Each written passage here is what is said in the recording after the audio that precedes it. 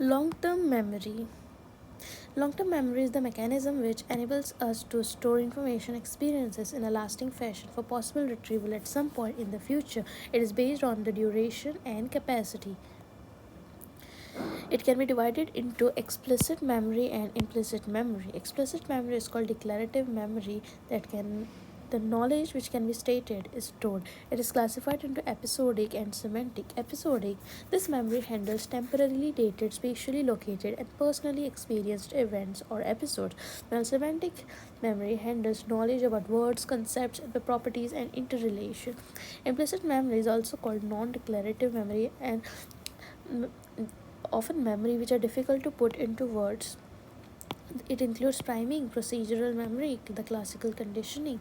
Priming is a change in response to a stimulus caused by the previous presentation of the same or similar stimulus.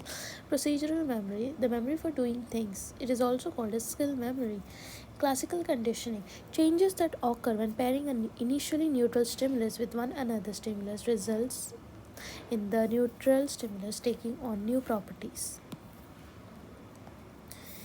The difference between semantic and episodic, it is like events versus facts. While in episodic memory there is mental time travel, it is more like remembering, while semantic memory is more like knowing. It does not involve mental time travel, and it is like accessing knowledge about the world that does not have to be tied to remembering a personal experience such as facts, vocabulary, numbers, and concepts. Now, example, we're taking patient Casey who had an accident and suffered brain damage. Notice what he can remember and what he can't remember.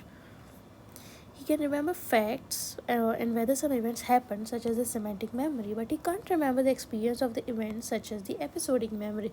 He is aware that his brother died 2 years ago, but is not aware of things related to his brother's death that he previously experienced, such as hearing about the circumstances of his brother's death, where he was when he heard about it, or what he experienced at the funeral.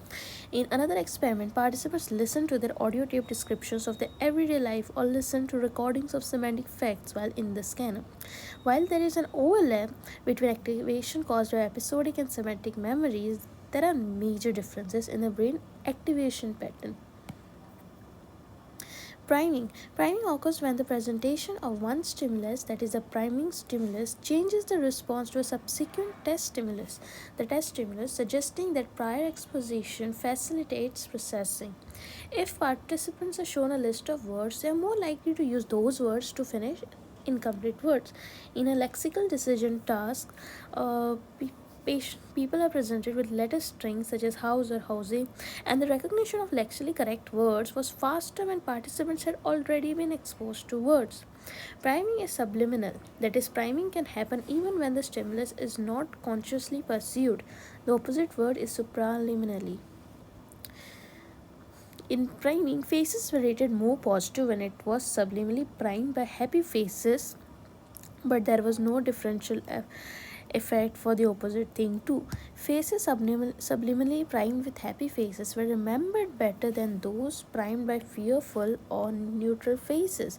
Priming is probably explains why companies spend money so much on advertising and product placement. When you see an ad, you get primed that they are more likely to buy that products when you go to the store. Procedural memory, which is also called skill memory because it is memory for doing things that usually require action. Also, people can do things without being consciously aware of how to do it. Error-based motor learning paradigms was used to test it.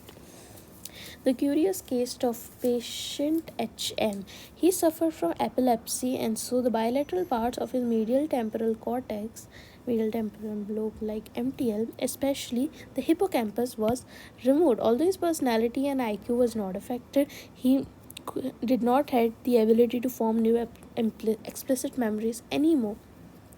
He was unable to retain for lengthy periods information about people, places, or objects that he had just encountered. But he remembered events from long back, such as his name, the job he had, and childhood events. Hence, the formation but not the storage of episodic memory requires MTL. He retained a command of language, including his vocabulary, but he could not retain meaning of new concepts. So formation but not storage of semantic memory requires MTL. He still had normal working memory for seconds or minutes, so working memory does not require MTL. He learned to draw the outlines of star after repeated practice, so procedural memory does not require MTL. Similar patients show priming effects, so priming does not require MTL. The representation of explicit memory. So in this experiment, we saw that normal rats learn to swim directly to the platform no matter where they are initially placed. However, in the hippocampal lesion rats, they cannot learn to find the platform at all. Similarly, in an experiment by Mangiore et al. 2000, compared hippocampi of London cab drivers and normal and the posterior hippocampus, which is important for remembering spatial information, is larger in taxi drivers versus the control. Moreover, the size of the posterior hippocampus in cab drivers scales positively with the number of months they spend driving a cab. The current view is that memories are stored primarily within the brain regions originally involved in processing each kind of information. Visual cortices to store memory traces of visual information and auditory cortices for auditory information. The representation of implicit memory. The learning of the sensorimotor skills, which is the sensory skills, depends upon the basal ganglia, cerebellum, and the neocortex. The impaired motor skills learning abilities in Parkinson and Huntington patient was because of the basal ganglia. The impaired modality specific priming due to the sensory region of the cortex, specifically the occipital lobe, right? While the conditioned response such as blinking after tone was abolished, this was due to cerebellum